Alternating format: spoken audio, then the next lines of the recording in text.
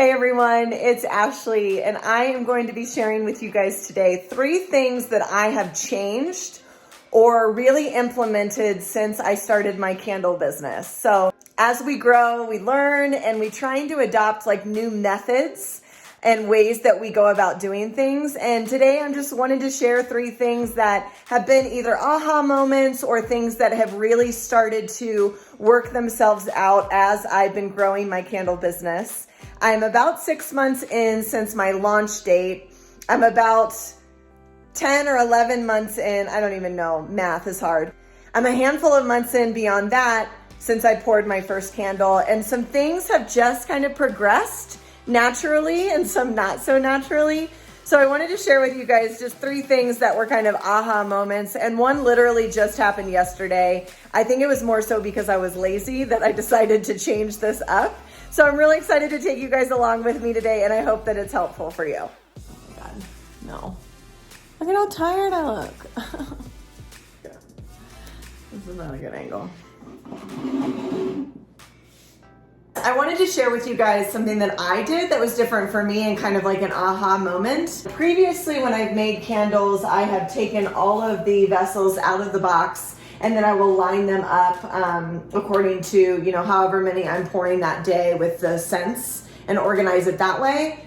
But yesterday I didn't have quite as many candles to make. My kitchen table here holds about 150 candles, give or take. I didn't have quite as many. I had a wholesale order. This is all one wholesale order.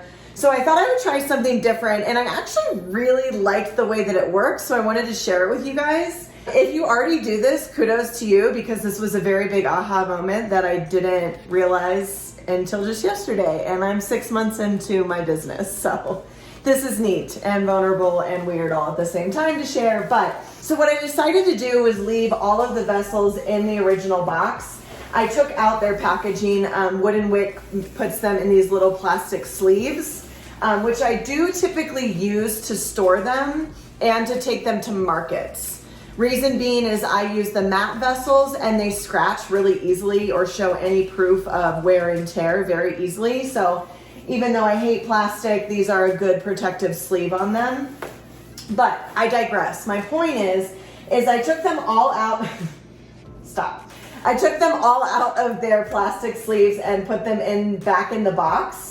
And while some of them I'll need to be aware of this, were probably not as even as I would have liked. That is one thing that you need to check. I think that this is the way that I will pour my candles from here on out. So I just kept them in, so they have their individual placeholders here. I started trimming wicks, and then I got, squirreled out because life, and that's how I work. So I didn't complete all the wicks here, just in case you care about that. I don't know if you do.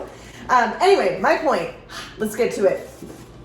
This worked really, really well. I will say that there were a few that I poured. Let me see if I can find an example. I probably can't right now on the spot.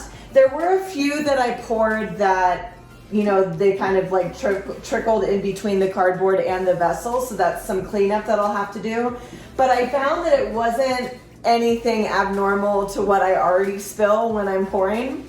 If anybody has any tips or tricks on pouring precisely all the time, I would really love that. I know they say to put some sort of stir stick in front of it. None of it's worked for me. I use a paper towel just to get my dribble, but that's about it. So I wanted to share this with you guys in case you are taking all the vessels out and pouring them. This worked really, really well, and it's going to be nice for storage because I do use these boxes. I even deliver my candles in these boxes to my wholesale accounts. If you follow my business, Upside Goods, you know that it's really, really important for me to reduce any possible waste. So, the life of any contents that my vessels can take with them, I will absolutely prolong as much as possible. So poured them in here, cured them overnight in here, and then we'll transport them over to my shelving station, which I'll show you guys here in a second, and let them cure for their 2 weeks of life before I take them to my account's storefront so that I can sell them. I will say though, another thing is that I probably will go ahead and label these today. I haven't really found a good workflow yet, label right away or label right before they're ready to sell. I don't know if one way is better than the other, but since I procrastinate a lot, I'll probably label these today before they go on the curing shelf, because 2 weeks from now, who knows what life will exist and what to-do list is demanding. So I'd probably rather have them done. Again, as always, if you guys have any suggestions or things that really work for you, please let me know. Let's go to the next one.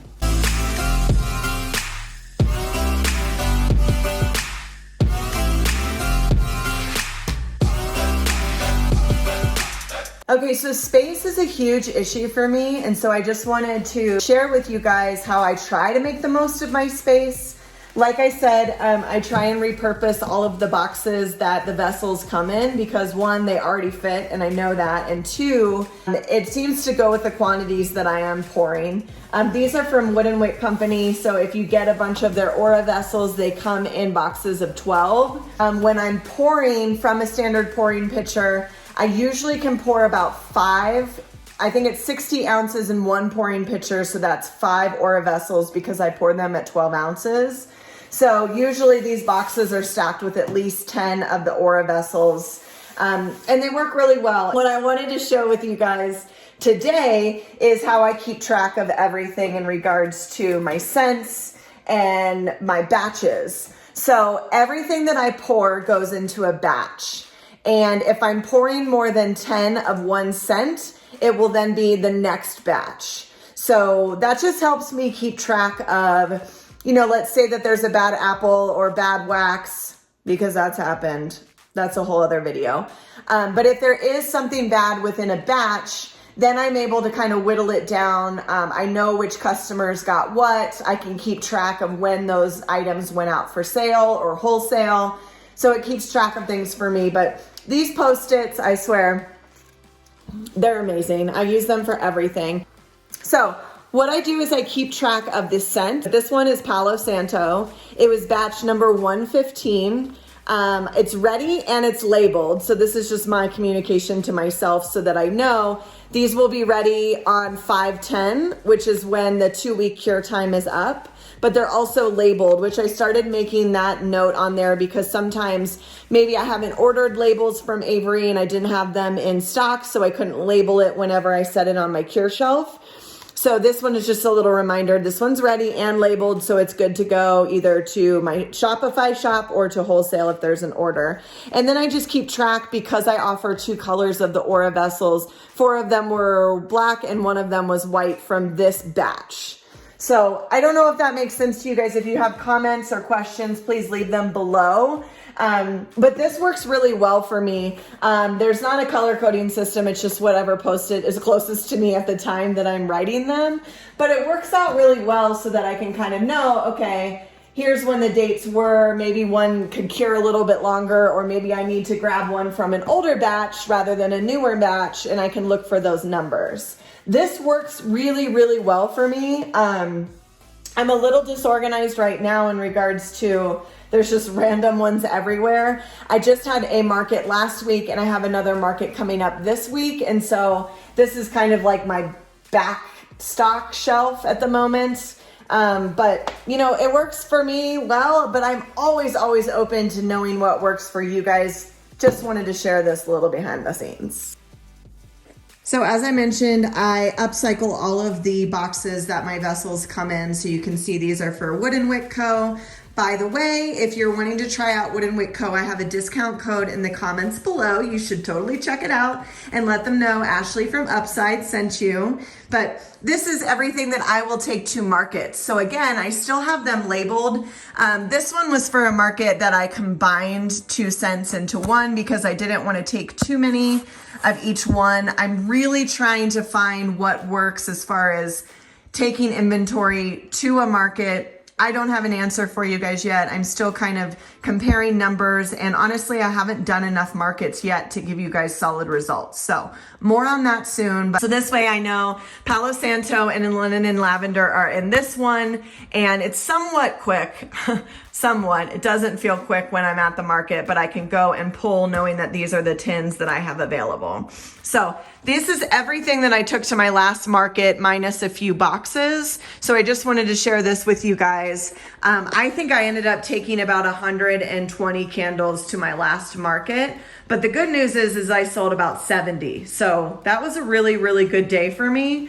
It was a very busy, very well-established growers market that happens on a weekly basis, Saturday morning there, and I absolutely love it. Okay, so another thing that I wanted to share with you guys that is new or different to what I've been doing since I started making candles.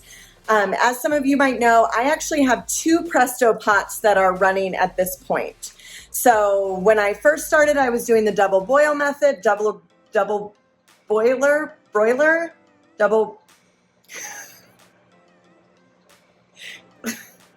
whatever that thing was where you put the pitcher in the pot and it didn't go above like 185 degrees. Clearly, I don't know what it is actually called, but I was doing that. So I upgraded to 2 Presto pots. Well, I originally upgraded to 1 Presto pot, and then I had the gift of life again and enjoying the fact that things could move a little faster and a little bit more accurate. So I quickly upgraded to 2 Presto pots. Absolutely love them. I have them linked below. I strongly encourage you to spend the $100 to get them just for a simple peace of mind, really temperature monitored, like effective way of making candles, honestly. I can't say enough about them. I can't even wait until I upgrade to a DigiBoil and then, all of my candle making dreams come true. That's another day though. One of the things that I wanted to share with you guys that really helped me upgrade my business or was a change that I made since I started pouring candles was I will take 3 pouring pitchers because it usually takes with the Presto pot that I have, I can fill 3 pouring pitchers to 60 ounces each.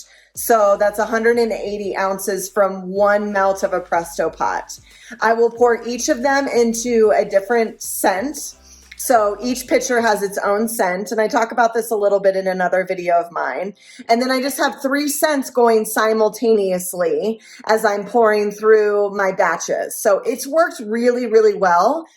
I poured 10, 20, 30, 40, 50, 60, 70 candles yesterday in 2 hours. And it worked pretty good. So just something that I wanted to share with you guys. And blah, blah, blah, blah, blah. As we learn, blah, blah. Hey everyone, it's Ashley, and I'm so excited to be bringing you